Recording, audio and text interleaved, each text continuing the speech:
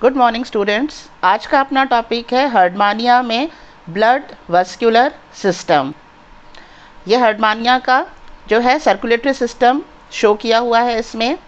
जैसा हमें पता है कि हर्डमानिया जो है इसके अंदर एडल्ट में केवल एक ही कॉर्डेट का प्राइमरी कैरेक्टर होता है, वो होता है गिल स्लिट्स का पाया जाना, फेरेंजियल गिल स्लिट्स का पाया जाना। बाकी जो दो एडवांस कैरेक्टर हैं, दो कॉर्डेट्स के एडवांस कैरेक्टर्स कौन से हैं? डॉर्सल ट्यूबुलर नर्व कॉर्ड का पाया जाना और नोटोकॉर्ड का पाया जाना, वो इसके केवल लार्वा में पाए जाते हैं। तो यहाँ पर जो है ये एडल्ट का डायग्राम शो किया है। यहाँ हम आते हैं, इसका ये है एंटीरियर पार्ट।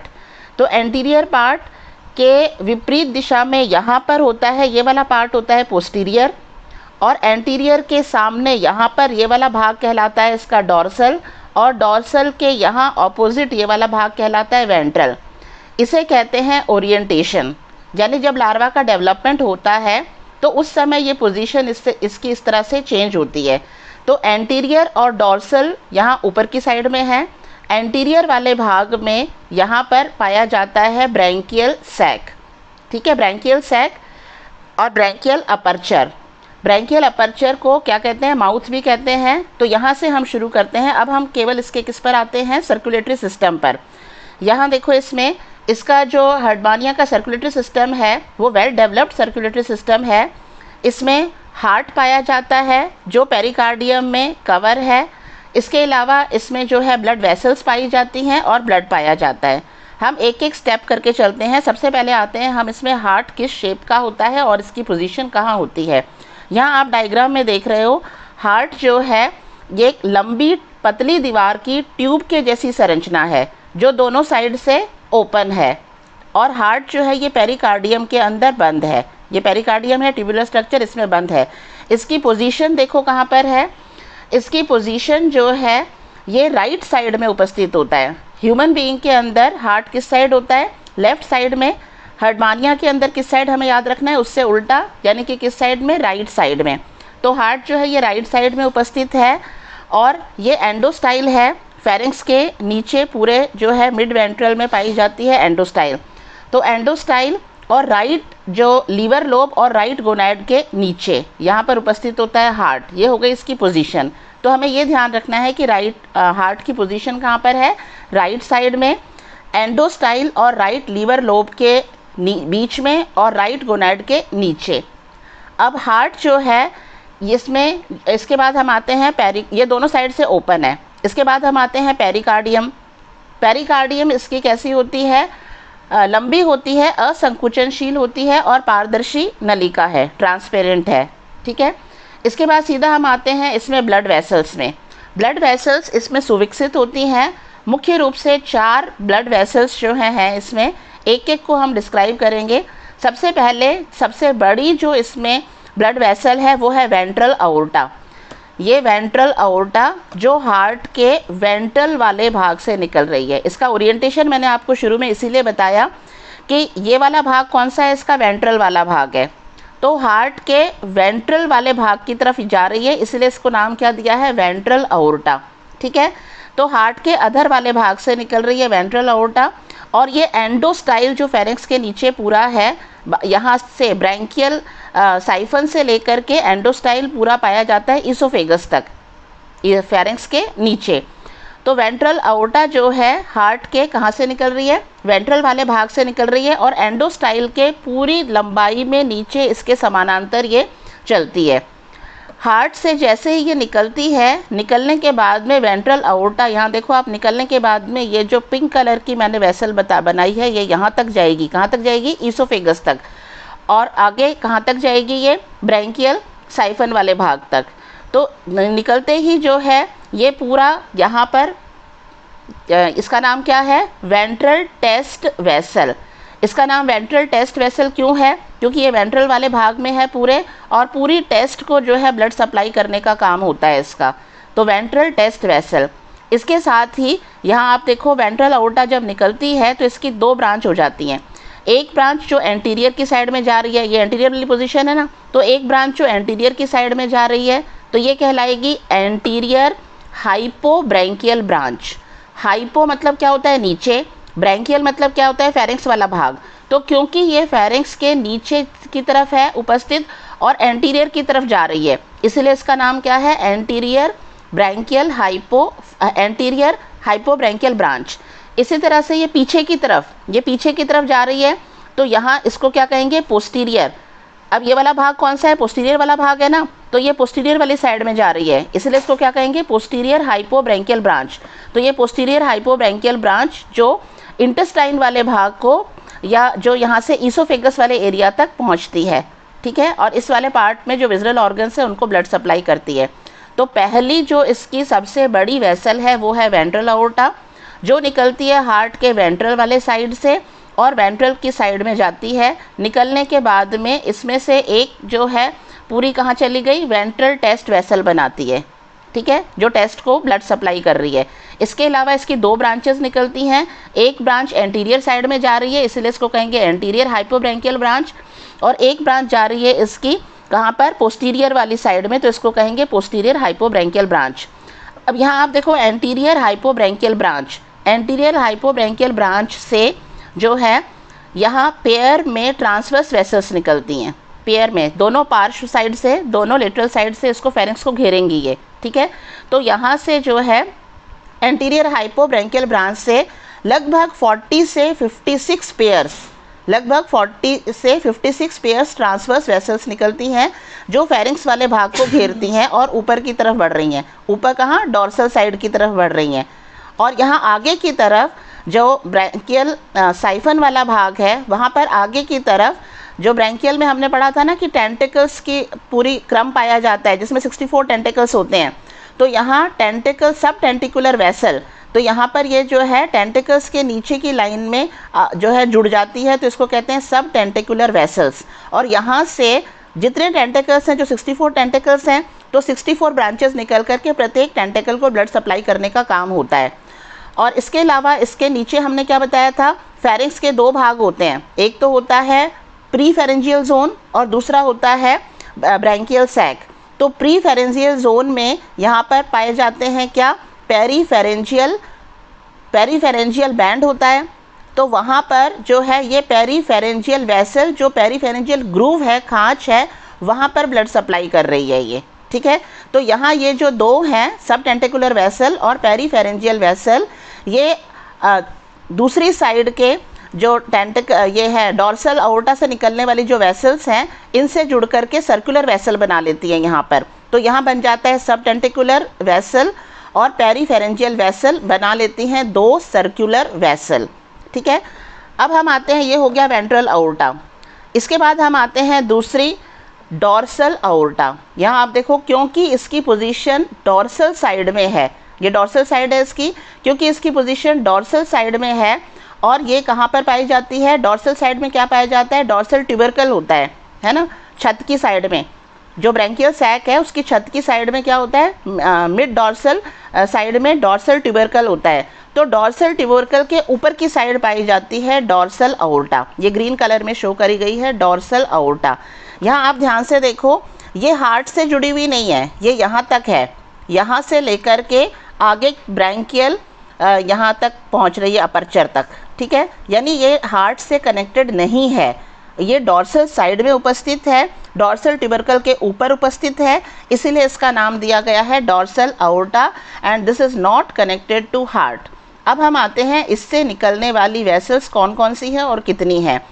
यहाँ पर मिड डॉर्सल वाले भाग में यहाँ पर पाया जाता है न्यूरल कॉम्प्लेक्स। तो यहाँ ऊपर की साइड में एक छोटी सी ब्रांच निकलती है इसकी, जिसे जो कहलाती है न्यूरल वेसल, जिसका काम होता है न्यूरल कॉम्प्लेक्स को ब्लड सप्लाई करना। इसी तरह से इसमें से ब्रांच निकलती है वेसल, जो पूरी ऊपर डॉर्सल ट्यूबरकल वाला भाग है उसको ब्लड सप्लाई करती है। तो एक क्या हो गया, न्यूरल कॉम्प्लेक्स को ब्लड सप्लाई करना by neural vessel, dorsal tubercle को ब्लड सप्लाई करना जो पूरी मिड डॉर्सल छत पर उपस्थित है, तो उसको ब्लड सप्लाई करने के लिए नर्व जाती है। इसके अलावा यहाँ पर 5 से 7 जोड़ी ट्रांसवर्स वेसल्स निकलती हैं, 5 से 7 जोड़ी ट्रांसवर्स वेसल्स। हमने जो वेंट्रल अओर्टा है उसकी एंटीरियर हाइपोब्रैंकियल ब्रांच से क्या बताया था, इससे 40 से 56 पेयर्स निकलते हैं, लेकिन डॉर्सल अओर्टा से क्या निकल रहे हैं, केवल 5 से 7 जोड़ी ट्रांसवर्स वेसल्स निकल रही हैं। इनमें से कुछ ट्रांसवर्स वेसल्स जो हैं ये आप देखो ये कनेक्ट हो रही है ना, यहाँ गुलाबी कलर की जो वेसल्स हैं ट्रांसवर्स वेसल्स जो वेंट्रल इससे आई हैं, ब्रांच से आई हैं, तो इनसे कनेक्ट होती हैं। और कुछ इसमें आगे की तरफ सब टेंटिकुलर वेसल से कनेक्ट हो जाती है और आगे की तरफ पेरीफेरेंजियल वेसल से कनेक्ट हो जाती है। तो कुल मिलाकर 5 से 7 ट्रांसवर्स वेसल जो हैं उनमें से कुछ जो हैं वेंट्रल साइड से आने वाली ट्रांसवर्स वेसल से जुड़ गई हैं और कुछ इसमें से साइफन वाले भाग में ऊपर की तरफ जो पेरीफेरेंजियल वेसल से जुड़ जाती है और सब टेंटिकुलर वेसल से जुड़ करके सर्कुलर वेसल बना लेती हैं। ठीक है, अब आते हैं, ये हो गया किसके बारे में, डॉर्सल अओर्टा के बारे में। अब आते हैं हम थर्ड जो इसकी ब्रांच है, थर्ड ब्रांच इसकी यहाँ देखो डॉर्सल अओर्टा के पश्च भाग से, जिसे मैंने ब्लैक कलर से शो किया है, तो डॉर्सल अओर्टा के पश्च भाग से निकलती है। ये ब्लैक कलर की लाइन ये शो कर रही है, ये पूरी यहाँ पर ये ब्लैक कलर की लाइन शो कर रही है। क्या इसका नाम क्या है, कार्डियो नहीं है, इसका नाम है ब्रैंकियोविज़रल वेसल।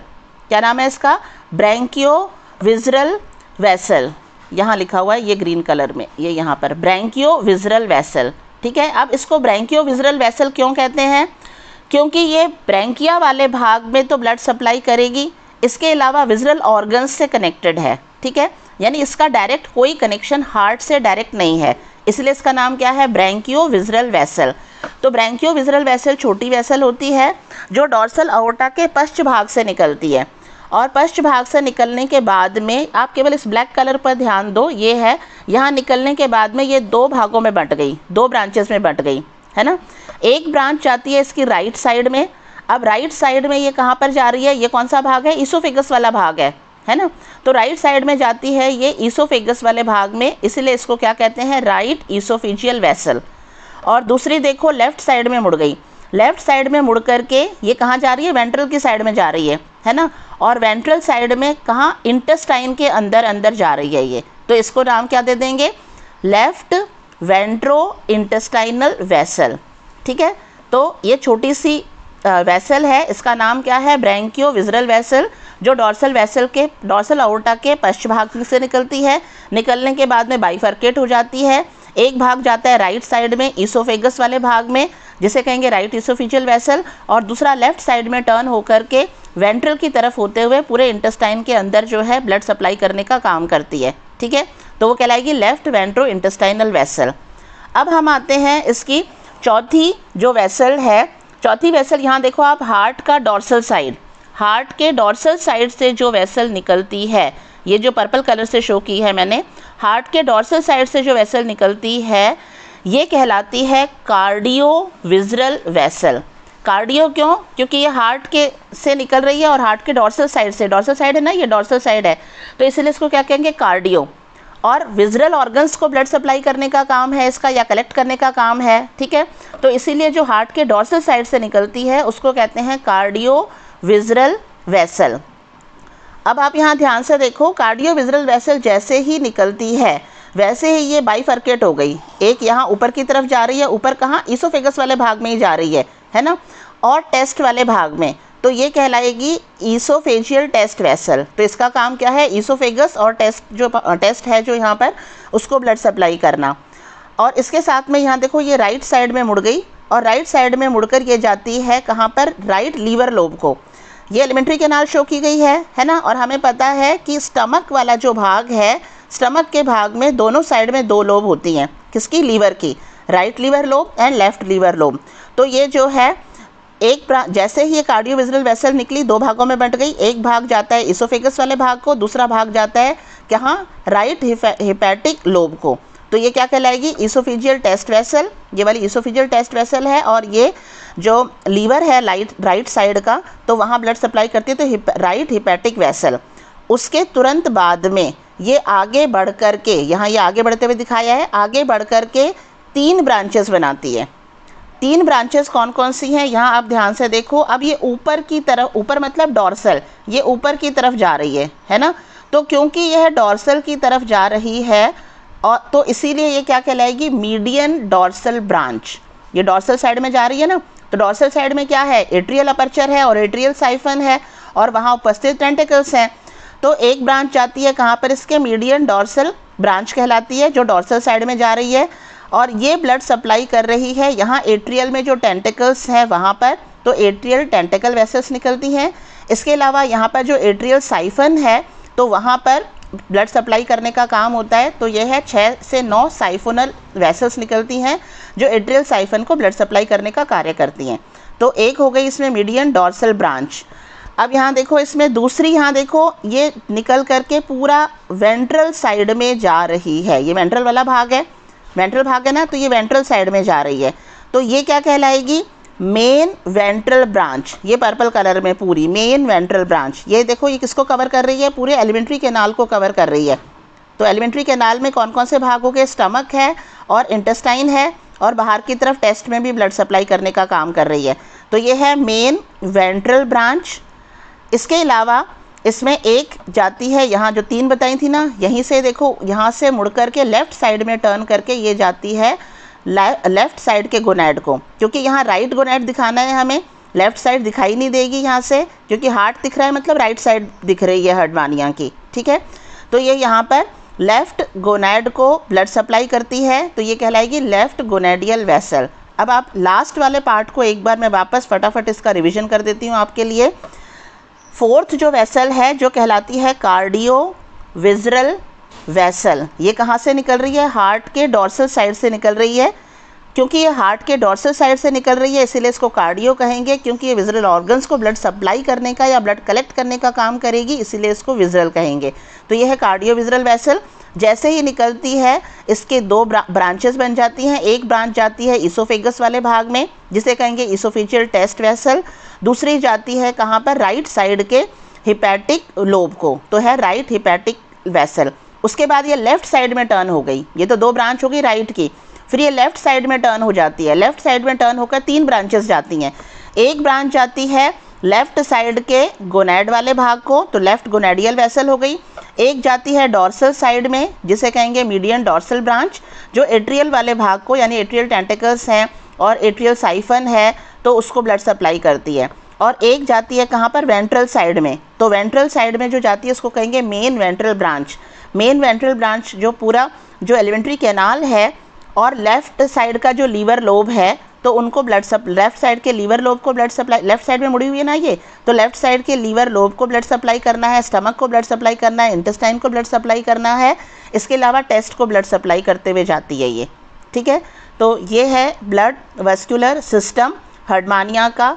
इस डायग्राम से आपको क्लियर हो गया। इसके अलावा अब हम बताते हैं कि इसमें ब्लड किस प्रकार का होता है और ब्लड सर्कुलेशन किस प्रकार का होता है। यहाँ हम आते हैं इसमें कि ब्लड इसमें कैसा होता है। इसका जो ब्लड होता है हर्डमानिया का वो हल्के लाल रंग का होता है और पारदर्शी होता है। इसके अंदर अमीबॉइड, रंगहीन अमीबॉइड ल्यूकोसाइट्स उपस्थित हैं। इसके अलावा इसमें 6 से 7 टाइप की कलर्ड कॉर्पस्क्यूल्स भी हैं, लेकिन उनमें रेड कलर नहीं होता है, यानी इसका जो ब्लड है वो कभी भी रेड कलर का नहीं होगा, या तो नारंगी रंग का होगा, पीला भूरा होगा या पीला हरा होगा, बट नेवर रेड। और इसकी जो विशेषता है इसके ब्लड की, उसमें वेनेडोसाइट सेल्स पाई जाती हैं। साइट्स मतलब क्या होता है, सेल्स। वेनेडोसाइट सेल्स यानी ऐसी सेल्स जो समुद्र में जो दुर्लभ धातु है वेनेडियम, उस वेनेडियम को ग्रहण करती हैं ये सेल्स, ब्लड सेल्स, इसीलिए इनको कहेंगे वेनेडोसाइट्स। तो वेनेडोसाइट्स का क्या काम है या क्यों ग्रहण करती हैं ये अभी तक स्पष्ट नहीं हुआ है, लेकिन वेनेडोसाइट सेल्स इसके ब्लड सेल्स में पाई जाती हैं। अब हम आते हैं इसमें ब्लड सर्कुलेशन किस प्रकार का होता है। ब्लड सर्कुलेशन के लिए इसमें कोई कपाट नहीं पाए जाते हैं, कोई वाल्व नहीं पाया जाता है, और इसके अंदर जो ब्लड सर्कुलेशन है उसका कंट्रोल किससे होता है, बाय पेरिस्टल्टिक वेव्स, क्रमाकुंचन गति के द्वारा। क्रमाकुंचन गति के द्वारा ही ब्लड सर्कुलेशन पूरा कंट्रोल होता है। स्पेशल फीचर है इसका ब्लड सर्कुलेशन का हर्डमानिया में, जो किसी भी जंतु जगत में ऐसा कोई अन्य उदाहरण नहीं है। इस विशेष प्रकार का इसमें ब्लड सर्कुलेशन है और ऐसा उदाहरण कोई और जंतु जगत में किसी जीव में नहीं पाया जाता है।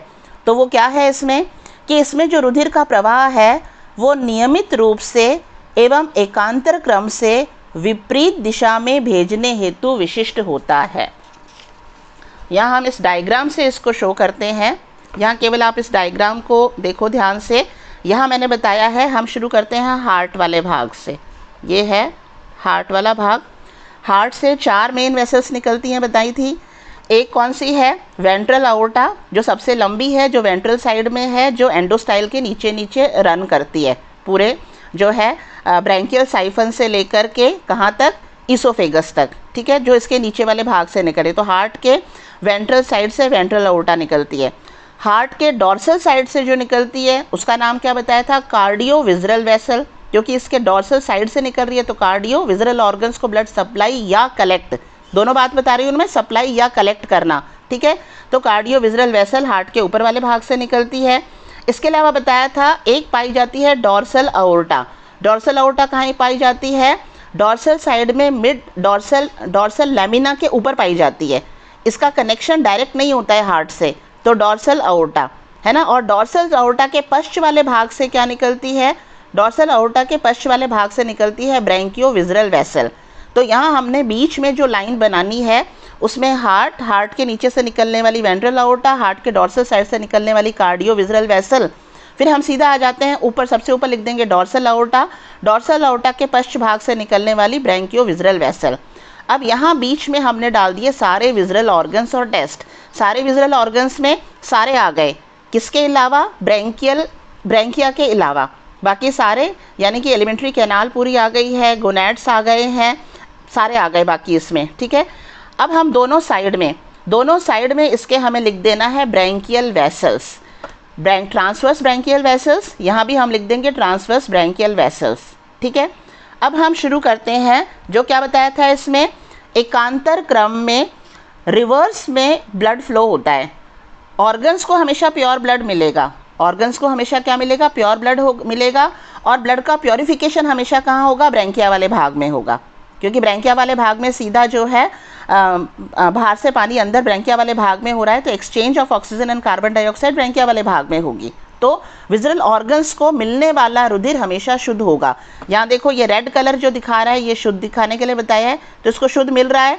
यहाँ कार्डियो विजरल वेसल से भी शुद्ध मिल रहा है, ठीक है, तो मिलेगा इसको प्योर ब्लड। और एकांतर क्रम में, यानी कि एक बार डायरेक्शन होगी, एक बार ब्लड फ्लो की डायरेक्शन होगी, यहाँ हम आते हैं, एक बार ब्लड फ्लो की डायरेक्शन होगी कहाँ से? वेंट्रल से डॉर्सल की तरफ, और दूसरी बार कहाँ से होगी? डॉर्सल से वेंट्रल की तरफ, ठीक है। तो एक बार जो है ब्लड जाएगा वेंट्रल से डॉर्सल साइड में, फिर थोड़ा सा जो है विराम वाली स्थिति आएगी, फिर ऑपोजिट डायरेक्शन में, यानी डॉर्सल से वेंट्रल की तरफ। अब हम यहाँ इस डायग्राम को बहुत सिंपल और आराम तरीके से हम इसको याद रख सकते हैं। हम शुरुआत करते हैं, पहले हम शुरुआत करते हैं डॉर्सो वेंट्रल डायरेक्शन में। कहाँ से करेंगे? डॉर्सो वेंट्रल डायरेक्शन में, यानी जब पेरिस्टल्टिक कॉन्ट्रैक्शन या क्रमांकुंचन गति कहाँ से कहाँ हो रही है? डॉर्सल से वेंट्रल साइड में हो रही है तब। तो यहाँ पर कार्डियो विजरल वेसल द्वारा, डॉर्सल से वेंट्रल की तरफ करना है ना, तो हम यहाँ करते हैं कार्डियो विजरल वेसल से शुरू करते हैं। तो ऐसे टाइम पर कार्डियो विजरल वेसल जो है ये इम्प्योर ब्लड कलेक्ट कर रही है, कहाँ से? विजरल ऑर्गन्स और टेस्ट से। विजरल ऑर्गन और टेस्ट से इस लाइन को हम लेकर के चलेंगे। विजरल ऑर्गन और टेस्ट से इम्प्योर ब्लड कलेक्ट कर रहा है। इम्प्योर ब्लड कलेक्ट करने के बाद ये इसको कहाँ पहुँचा देता है? हार्ट में। अब हार्ट से ये कहाँ? हार्ट के पीछे वाले भाग से क्या निकल रही है? वेंट्रल अओर्टा, तो ये पहुँचा देता है इसको वेंट्रल अओर्टा में। अब क्योंकि इस ब्लड का क्या होना है? प्योरिफिकेशन होना है, और हमें पता है वेंट्रल अओर्टा की जो एंटीरियर वाली जो ब्रांच है, एंटीरियर हाइपोब्रैंकियल ब्रांच जो है, उससे कितनी 40 से 56 पेयर्स ट्रांसवर्स वेसल्स निकलती हैं, है ना। तो यहाँ से जो है इन ट्रांसवर्स वेसल्स से ब्लड पहुँच जाता है कहाँ पर? ब्रैंकियल वेसल्स के द्वारा ब्रैंकिया वाले भाग में से होकर के जाता है। जिस समय यह ब्लड ब्रैंकिया वाली, यहाँ मैंने लिखा हुआ है ट्रांसवर्स ब्रैंकियल वेसल्स, सब सर्कमफेरेंजियल वेसल और सब टेंटिकुलर वेसल, ठीक है। तो यहाँ से जब इम्प्योर ब्लड जब ब्रैंकिया वाले भाग से होकर के गुजरेगा और आगे कहाँ मिलेगा? ये डॉर्सल अओर्टा की जो ट्रांसवर्स वेसल्स हैं उनके द्वारा कलेक्ट कर लिया जाता है ये, है ना। तो यहाँ से जब ब्रैंकियल वाले भाग से इम्प्योर ब्लड निकलेगा वहाँ पर हो जाता है exchange of oxygen and carbon dioxide, यानी जो कार्बन डाइऑक्साइड थी ब्लड में वो एक्सचेंज हो गई, पानी में ऑक्सीजन है वो वहाँ पर जो है ब्लड में डिफ्यूजन के द्वारा चली गई। तो अब यहाँ से निकलने वाला ब्लड कैसा है? प्योर, यानी ब्लड प्योर हो गया।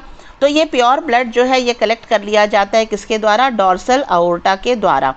डॉर्सल अओर्टा के पश्च भाग से क्या निकलती है, ब्रैंकियोविज़रल वेसल।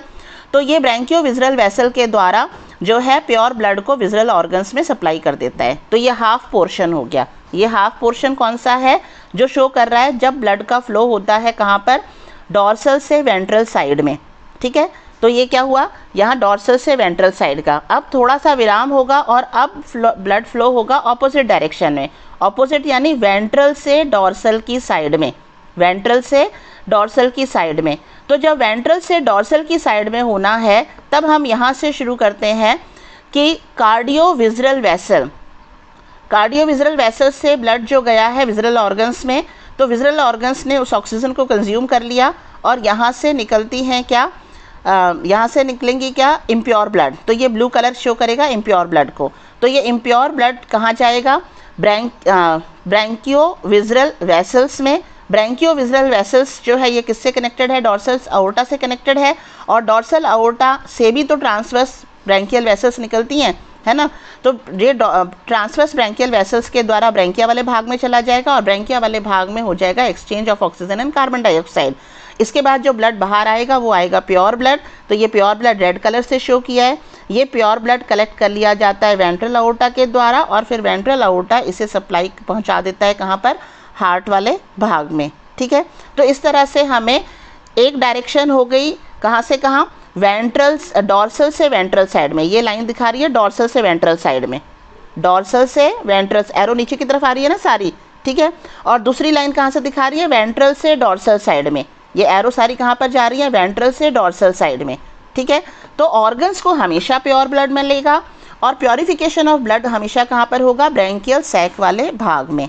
तो ये एक बहुत ही यूनिक जो है कैरेक्टर है जो जंतु जगत में केवल हर्डमानिया में ही देखा जाता है कि एकांतर क्रम में रुधिर विपरीत दिशा में प्रवाहित होता है। ये इंपॉर्टेंट टॉपिक है अपने आप में। That's all, thank you.